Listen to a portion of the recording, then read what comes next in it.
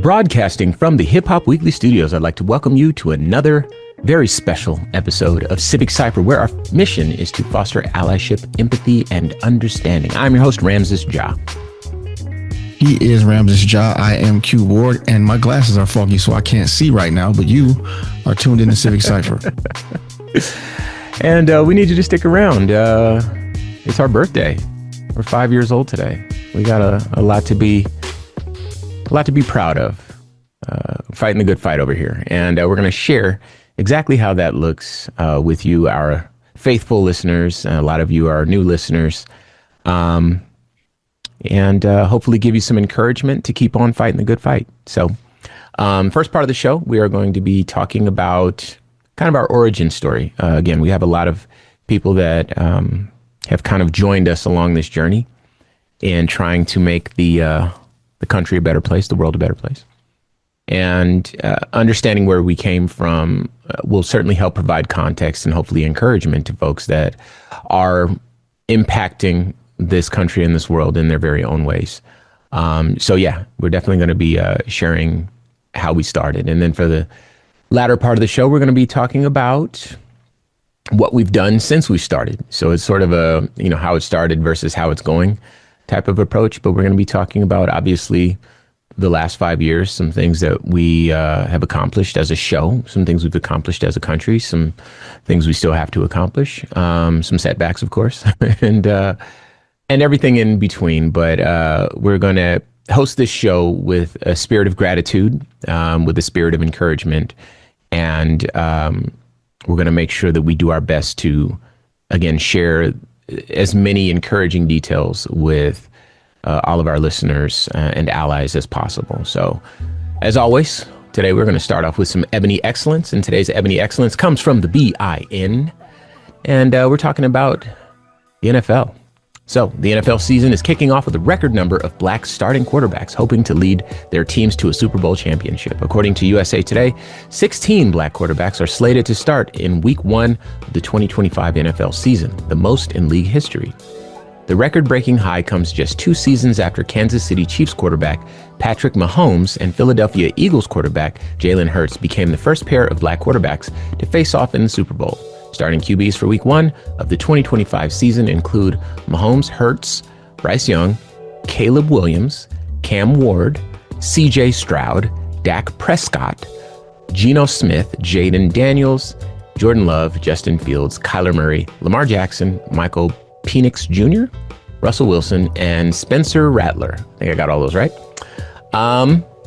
So just quickly, for folks that listen to our daily show, the QR code, we thought this was a big deal, and it just feels kind of special, especially because the NFL has kind of been really a sore spot at times for us, and we've been critical of some of the things that they've done or failed to do. And not that we're giving credit to the entire NFL for this. This just feels like something worth mentioning. This is definitely an example of Ebony Excellence. Q, any thoughts here? Yeah, I was going to tell you to pump your brakes on crediting the NFL with this. They didn't do anything. Again, with sports, the rules, the playing field, all of that is out for the public to see. And if you're the best, you can only deny that for so long. So I'm glad we've finally gotten to a point where half of the starting quarterbacks are black, but I don't want to go too far to give too much praise to the entity like they did it intentionally. Sure. Yeah. No, that's a fair point. That's what I was trying to make sure I got in front of that. But Q, man, we've been doing this for 5 years. The whole time you trusted me, and I don't think that there's a person in my life who's trusted me more than you. So thank you for that. And I hope I've honored your trust and I've honored your presence this whole time as I feel like I did in the beginning. You want to kick off our origin story, sort of how it started?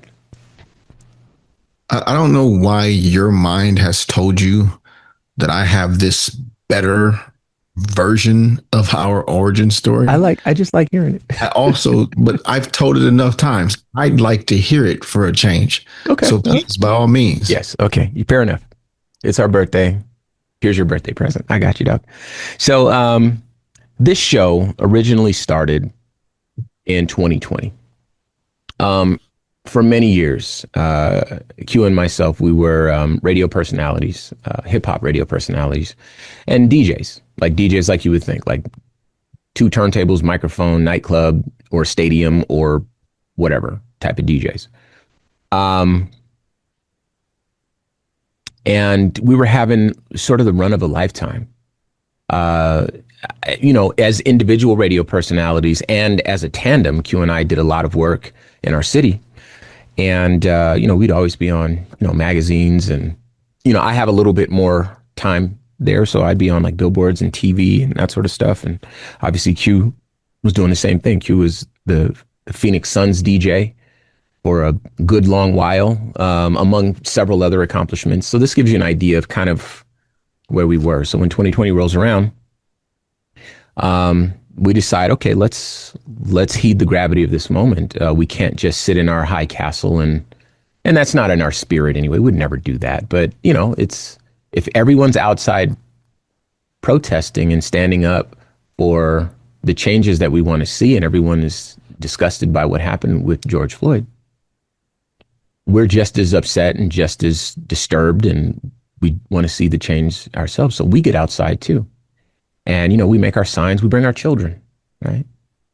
And I say this because it's really important to understand what was happening on the ground there, because we'd go home from these protests and on the news, they would refer to the protest as riots, and we'd be there and there wouldn't be a riot. There'd be like, it wouldn't be a riot. And anything that did happen that could be taken out of context was instigated by the police. Now, we saw this happen. I certainly saw this happen with these two eyes. So I saw them. They identified the police very early on. They tried to blend in, but they can't.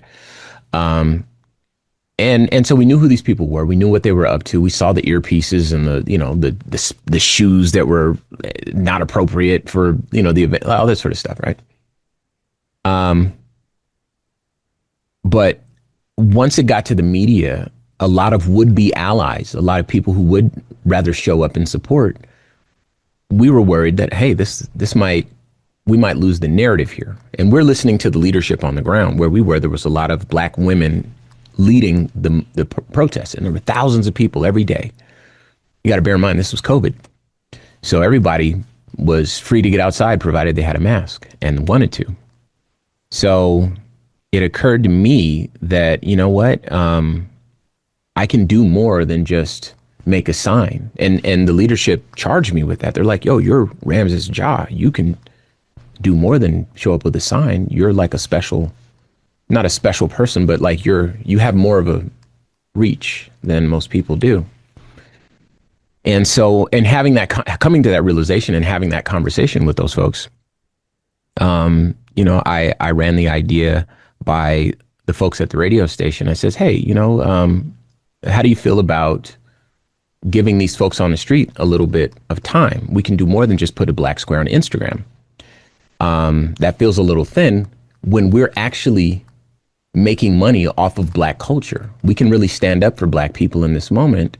It's a Black Lives Matter moment in this nation's history. We can do more than, again, put a black square on Instagram. Best Buy can do that, and these other companies can do that, but we're actually profiting. And they said, yeah, sure, that's a great idea, Ramses. You put it together and, you set it up, we'll knock it down.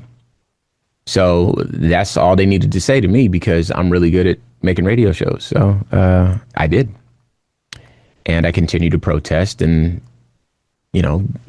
line up interviews. And there's these great organizations on the ground that were really trying to make some real changes for all different communities. It's the Latino community and LGBTQIA plus community, Jewish folks and Muslim folks, and on and on and on, right? All these people were getting behind black people because they know if black people get treated fairly, then they're all going to get treated fairly, right? And after some back and forth with the folks that initially promised a radio show, the program director said, "Hey, Ramses, effectively what he said was, on second thought, I really don't want to do a black show." And I had already committed to, I'd been trading on that promise. I had already committed to bringing all these folks up and platforming them. And when he said to me, "I don't want to do a black show," that broke my heart. I knew that man. I knew him for years. And that was really just the wrong thing to say to the wrong person at the wrong time. And I knew what it meant. This was a moment that happened to me, but it also happened to me and Q because I sat with it.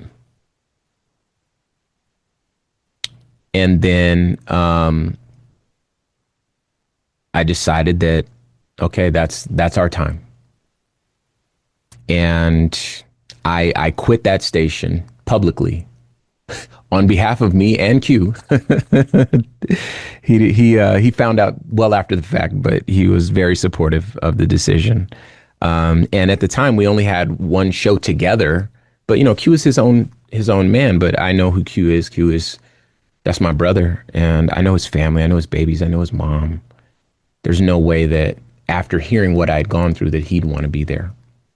We were just going to have to figure out the next phase of our lives. And so in my resignation that I addressed to the city, thanking the city for all the ratings and all the support over the years, allowing me to raise my son and bring my new son into the world, and all the fun, all the stages, all the billboards, all the TV shows, all that stuff.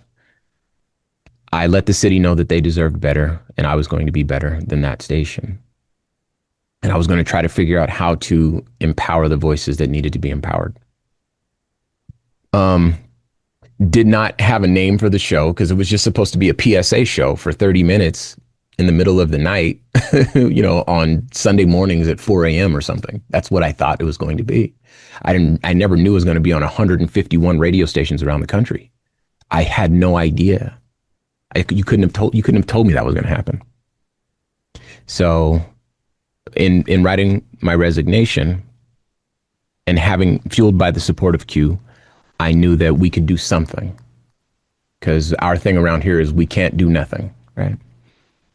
And posting that resignation, it ended up getting sort of shared. It was kind of like a mini viral moment. It got shared thousands of times, and people were really super supportive of it. And given the political climate of the country at the time, having the only black radio personalities resign from the hip hop station in a major market, that was crazy. You know what I mean? And everybody wanted to get in on that story. And so we had reporters, and we had people showing up and trying to, get the story and that sort of thing.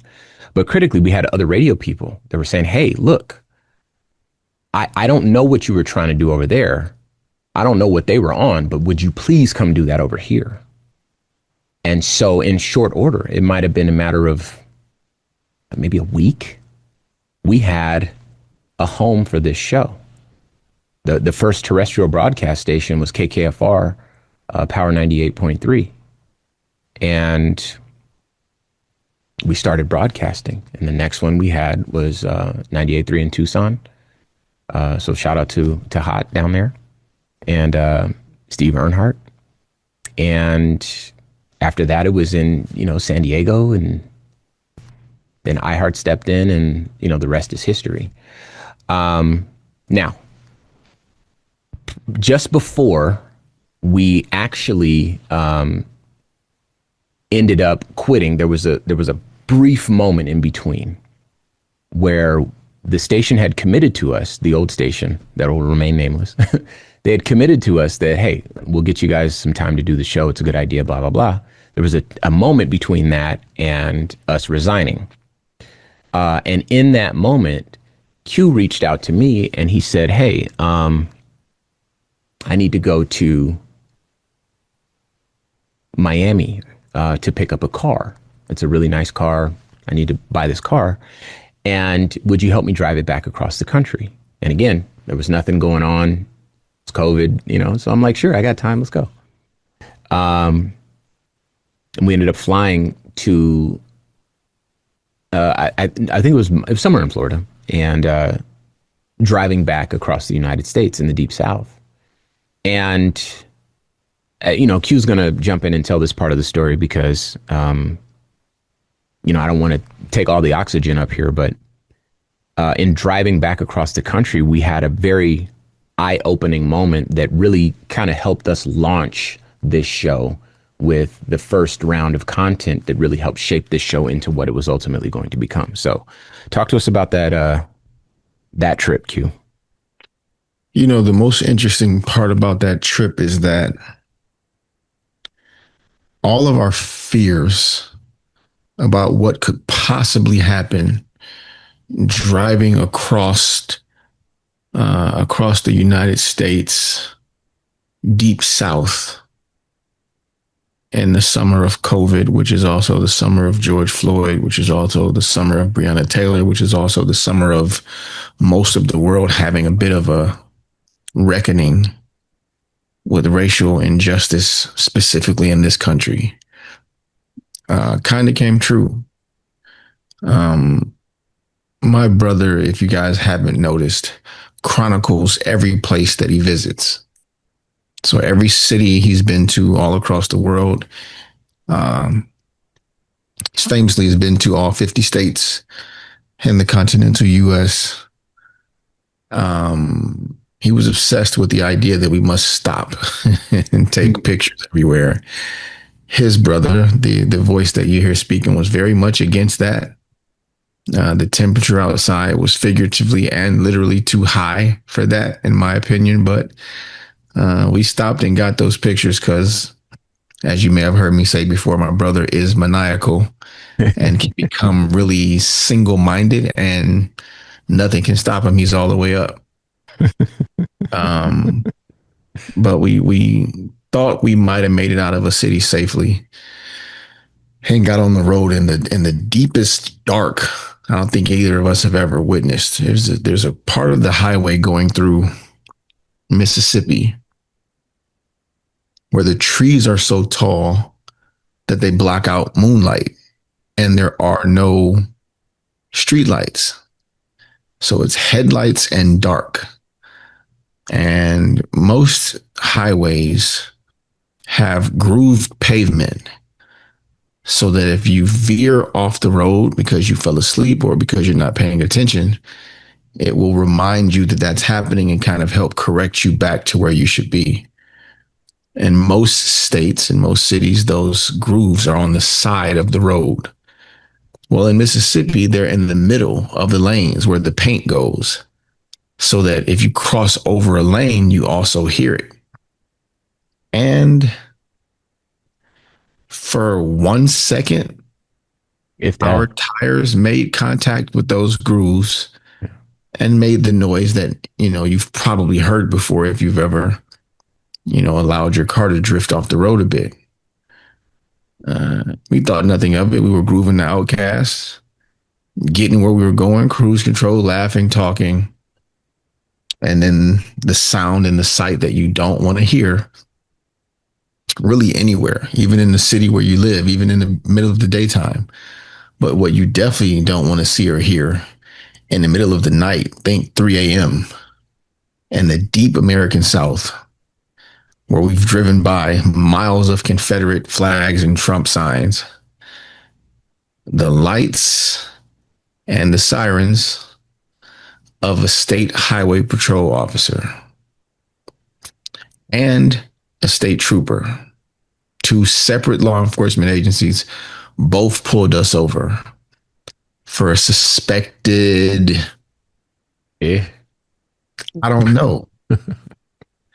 Because what ended up happening had very little to do with the noise they heard when my tire made contact with the groove in the pavement, but drifted very fast to, I guess, us potentially trafficking drugs. Yeah.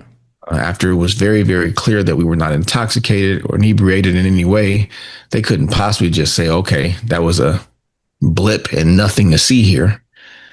They had to get drug dogs.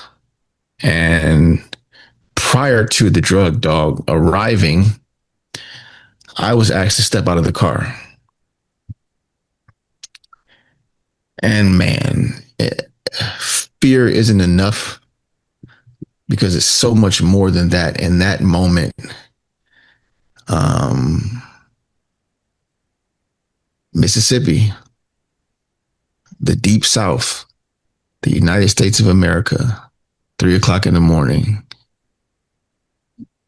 George Floyd was murdered on video in daylight in front of people, and no one did anything to stop it. Q and Ramses are on the side of the road in the middle of the night. There are no witnesses. There's no one that can see us. We can't even see the sky. And state highway patrol officers and state troopers in Mississippi sound exactly like what your mind just told you they sound like. So stepping out of that car was nerve-wracking until I was all the way out of the car and I had a moment to realize that both the state trooper and the highway patrol officer were black. Now, what we've learned and what we've kind of always known is that the color that matters the most to officers is blue. But at least in that moment, I didn't feel like I was going to die. And shortly thereafter, as Ramses got on live so that people could see something was happening and where we were, Ramses was then asked to get out of the car. And then his phone died, which scared everyone that knew us in a very, very dramatic and drastic way. And there's no way to tell this story in short form. But the dogs arrived, and of course there were no drugs because we just bought the car, and Ramses and I have never even tried a drug, let alone sold one. But they never drank alcohol either. Yeah, but that kind of has nothing to do with that part of the story. And of course, they couldn't just be wrong. Yeah. So they had to then explain to us how drug dogs can smell drugs from however many miles away for however long, and maybe someone with a joint or something in their pocket brushed up against the car 800 miles ago when we bought it. And that's what the dog picked up on. Important to point out before we move on, 2 very different experiences from those officers. One of those officers was a black man that was a law enforcement officer. The other one was a law enforcement officer. Full stop. And we're still here with you guys today, so we survived that stop. But just an example of how so many don't. The thing about that was Q was out of the car and he knew who the officers were, and I didn't. I didn't turn around. I made no sudden movements. I was on high alert, and I had been wrapping my head around the forthcoming show because, again, at the time the station had promised this show. So I'm like, oh my God, I'm that guy. Let me not make any sudden movements. I have a mission. I have to change this very thing I'm up against. And so I just heard that voice. So what are y'all doing on these parts? You know, like that type of voice.